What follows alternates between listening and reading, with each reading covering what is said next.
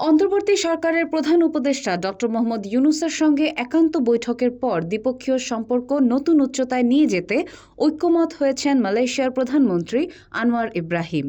বৈঠকের পর সংবাদ সম্মেলনে বাংলাদেশি শ্রমিকদের জন্য দিয়েছেন সুখবর।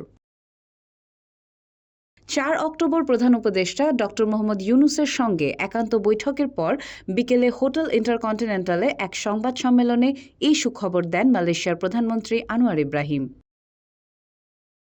মালয়েশিয়ার প্রধানমন্ত্রী আনোয়ার ইব্রাহিম বলেন, অন্তর্বর্তী সরকারের প্রধান উপদেষ্টা ডক্টর মোহাম্মদ ইউনূসের নেতৃত্বের উপর পূর্ণ আস্থা রয়েছে আমার। আমি বিশ্বাস করি বাংলাদেশ এগিয়ে যাবে এবং সর্বাত্মক সহযোগী থাকব।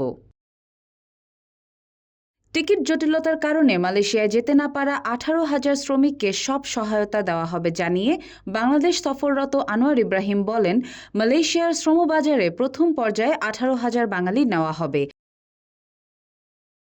আমার পুরনো বন্ধু এবং বাংলাদেশের পুরনো বন্ধু আসায় আমি খুবই খুশি উল্লেখ করে সংবাদ সম্মেলনে ডক্টর ইউনূস বলেন, অন্তর্বর্তী সরকারে আমরা দায়িত্ব নেওয়ার পর এটাই প্রথম কোনো দেশের সরকার প্রধানের বাংলাদেশ সফর।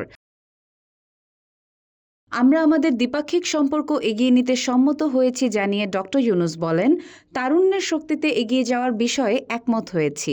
সম্পর্ক নতুন উচ্চতায় নিতে অর্থনৈতিক, সাংস্কৃতিক, রোহিঙ্গা ইস্যুতে আলোচনা হয়েছে। চতুর্থ ফ্রি ট্রেড এগ্রিমেন্ট নিয়ে আলোচনা হয়েছে উল্লেখ করে ডক্টর ইউনূস আরও বলেন, বাণিজ্য ও বিনিয়োগ, শিক্ষা, প্রযুক্তি সংক্রান্ত বিষয় এবং মানব সম্পদ উন্নয়ন, জনশক্তি রপ্তানি, যোগাযোগ, অবকাঠামো উন্নয়ন এবং প্রতিরক্ষা সহযোগিতা সহ পারস্পরিক স্বার্থ সংশ্লিষ্ট ক্ষেত্রগুলো নিয়ে কথা বলেছি। মালয়েশিয়ায় বাংলাদেশিদের জন্য কর্মসংস্থান তৈরি এবং ভিসা সহজীকরণের বিষয়েও আলোচনা হয়েছে। এছাড়া আসিয়ান জোটে রোহিঙ্গা প্রত্যাবাসন বিষয়ে মালয়েশিয়ার সক্রিয় সহযোগিতার আহ্বান জানিয়েছেন প্রধান উপদেষ্টা ডক্টর ইউনূস।